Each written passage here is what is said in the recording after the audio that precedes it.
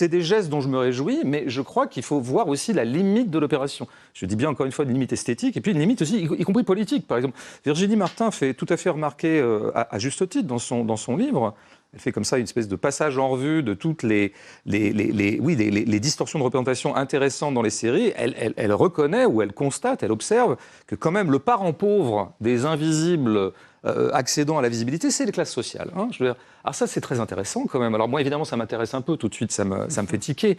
Et ça ne m'étonne pas. Ce que vous oubliez de faire, Virginie, si je peux me permettre, c'est d'expliquer pourquoi. Comment se fait-il que dans le grand ballet de l'accès à la visibilité des invisibles, il n'y ait pas les classes sociales, qu'elles soient en fait sous-représentées dans la profusion sérielle. Des classes populaires, des classes ouvrières. Des classes populaires, absolument.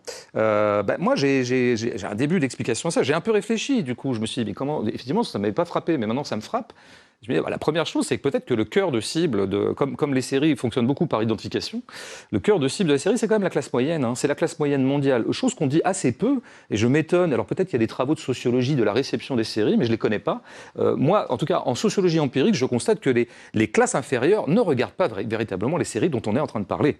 C'est plutôt quelque chose qui s'adresse à la classe moyenne mondialisée et à la bourgeoisie mondiale. Hein. C'est plutôt ça. Donc par un effet comme ça d'identification, on met à l'écran l'équivalent des consommateurs qu'on vit. Ça serait la première chose. Mais il y a une chose, je crois, qui serait plus engageante ou plutôt désengageante par rapport à la forme série elle-même, c'est que je crois quand même tout est fait pour qu'une série ce soit confort, quoi. Hein, c'est-à-dire c'est la domestication du cinéma. On est chez soi, on a envie d'être un peu bien, quoi. On se regarde une série parce que on n'est pas assez, disons, en santé pour regarder un film, donc on est dans une moindre attention, donc ça c'est bien pour la série, hein, c'est les soirs où on les regarde. Et puis il faut que ce soit un peu confort, donc il faut aussi que l'univers qui nous est présenté soit un peu confortable, un peu accueillant, un peu inclusif, pourrais-je dire, en retournant négativement un mot auquel par ailleurs je m'associe. Eh bien les classes populaires, bon comment dire, tout de suite c'est plus moche quoi.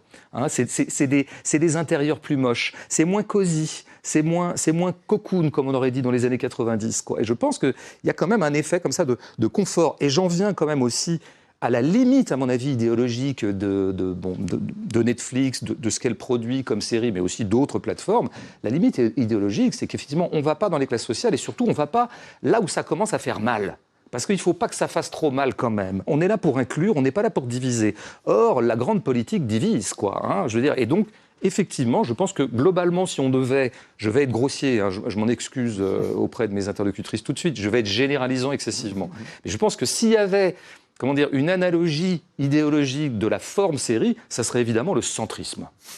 Globalement, c'est une forme centriste. Et d'ailleurs, à chaque fois qu'elle met en scène des politiques, Virginie aussi le détaille très très bien. Bon, d'abord, elle est souvent faible sur la politique, mais à chaque fois qu'elle promeut, disons, des options politiques, ça va être Borgen.